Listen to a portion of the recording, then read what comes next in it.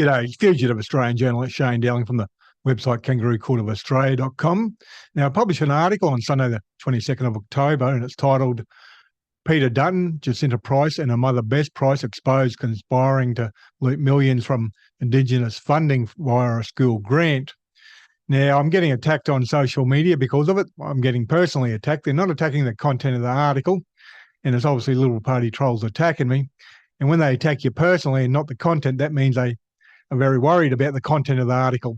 So make sure you visit my website, Kangaroo Court of Australia, because you'll be able to read the whole article there and also click on all the links and also watch the videos on there. And I'm going to read you out part of the article, but before I do, make sure you hit the like and subscribe button and share this video on social media and do your bit to help shine a light on corruption, because I can publish the videos and publish the articles, but I really need your help to share it. And if we can get a few thousand people sharing it, well, then it's going to have a huge audience.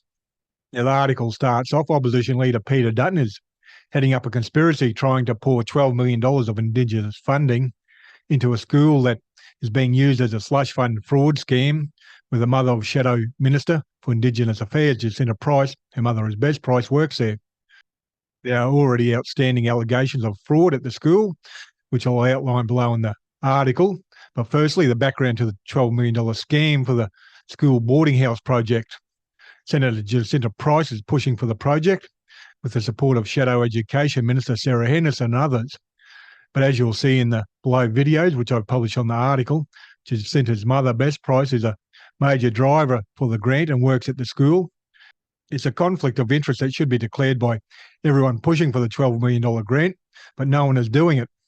National Party leader David Littleproud is in on the scam and even used Parliament question time to put pressure on Prime Minister Anthony Albanese to hand over the $12 million to the Yuparunya Independent Aboriginal School in Alice Springs, and failed to declare the blatant conflict of interest. The Bess Price conflict is nothing more than a tip of the iceberg of the fraud scam, as you'll see below in the article. And in the article, I cover the background of Jacinta Price, her mother Bess Price, and also the father, Dave Price. Now, in the article, I've got 3 videos, and if you watch all 3 videos in the article, you'll see Bess Price, Peter Dutton, and David Littleproud all raised a $12 million grant over 3 days in a row, which shows it's a coordinated plan to get the $12 million. They all link it to the referendum discussion. The question is, are Dutton and Littleproud pushing for the $12 million grant as payback for Bess Price and Jacinta Price, helping the no vote getting up in the referendum? Now, as I said at the beginning of the video, there's already fraud allegations in relation to the school, and I detail that in the article. And I quote from an article on the Alice Springs News website. And the article starts off, a row is brewing over the plans for the $12 million boarding facility planned to be added to the Aboriginal-run Yuparunya School. NT Senator Jacinta Price, who sits with the coalition, is pushing for the project with the support of Shadow Education Minister Sarah Henderson. But now ALP member for Lingari, Marion Scrimgall, has pointed out that Senator Jacinta Price's mother, Bess, a former CLP member in the Territory Parliament, is a school's assistant principal. They'll actually have 3 assistant principals, which is a big question mark. Dr. Gavin Morris, who took the principal job 18 months ago, says in that time enrolment grew from 100 to 300. Attendance is about 50%, he said. So that's what they said in the article. But in the comment section below, a couple of people had a big swipe and they pointed out some facts which raises fraud allegations against the school. And the principal, Gavin Morris, had the opportunity to respond, but he refused to do so.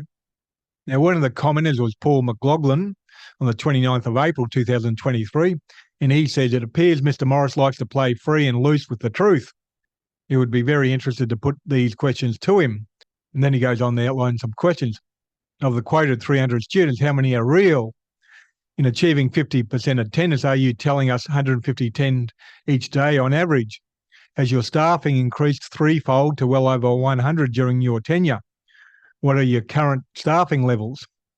How many of your new staff have the requisite clearances?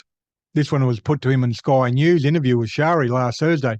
Is it true that some days you have more teachers turn up to the school than students? Response, sitting up abruptly in chair. I refute that. It may have been the case when I first started and there were only 25 to 30 children. A better question could be, have there been any days this year when student attendance exceeded staff attendance? Yiparinya, I'm told, receives $41,000 per student. Government primary schools, $11,000. The risk of stating the obvious, this is why the numbers game is so critical. 300 students equals the school getting 12.3 million. One only has to Google Gavin Morris, NRL rugby referee, to question his suitability to lead any school. And the summary of the article, I say, the school's website says it has 90 staff and 302 students. And if the NAPLAN data is correct and it has 31% attendance record, then most days it would have 90 staff and 93 students, which is scandalous. That is a strong pointer to jobs for the boys and the girls, with the jobs not existing or the employees not existing, which is financial fraud. It was also a pointer to the school principal, Gavin Morris, lying to the reporter from Alice Springs News. Having control of a school's multi-million-dollar finances and being able to put friends and family on the payroll would come in handy during elections when you need a large group of volunteers to help. Controlling who gets the school supply contracts could also be rorted, especially if they were given a lazy $12 million to spend.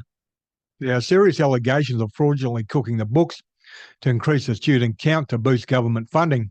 School principal Gavin Morris knows about the allegation, but he hasn't challenged them, even though it's on the Alice Springs News website.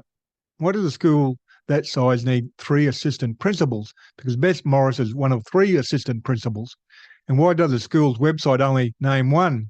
Does the assistant principal's payroll have a higher pay rate? Of course it does. And given Bess Price is pushing for the funding via her daughter Jacinta, would she get a bonus if the school gets the $12 million grant? It is a family business. The Jurdy Consultants receiving any payments from the Yiparinya school. Peter Dutton and Jacinta Price are calling for an audit of all Indigenous spending, and I agree. In the first place, they should start as the spending of the Yiparinya school and the $12 million grant application. They could also start with the fraud outlined in my article published on the 15th of October titled Scott Morrison's Hillsong Mates Ripped Off Millions in Aboriginal Grants and Tenders. Why is no one talking about that? I'll email Peter Dutton, Jacinta Price and David Littleproud and put some questions to them, and I'll either update the article with their responses, or I'll publish another article and video. The only thing stopping me making a complaint to the National Anti-Corruption Commission is the fact that no money's actually changed hands at the moment. But if it doesn't, they get the $12 million grant, well, I'll make a complaint to the National Anti-Corruption Commission then. Yeah, there's widespread fraud across Indigenous affairs government spending, and others have contacted me with other information. But it's too much information for one article, one video, so I'll do other articles and videos in the near future in relation to that. I've tweeted Peter Dutton and Jacinta Price and asked them if they'd like to respond to the allegations of the article, but at this point in time, they haven't responded. Like I said at the beginning of the article, make sure you hit the like and subscribe button and share this video on social media and help shine a light on corruption.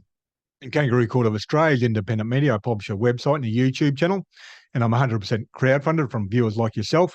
So please support my Patreon account. I currently have 344 patrons donating $2,202 a month, and I really need to double it to become financially viable. And you can donate any amount, $3, $5, $10, $15, $20, $30, $40, $50 a month, whatever suits your budget. And the link for the Patreon account is below this video on YouTube and also on my website. And thank you for your time and have a good day.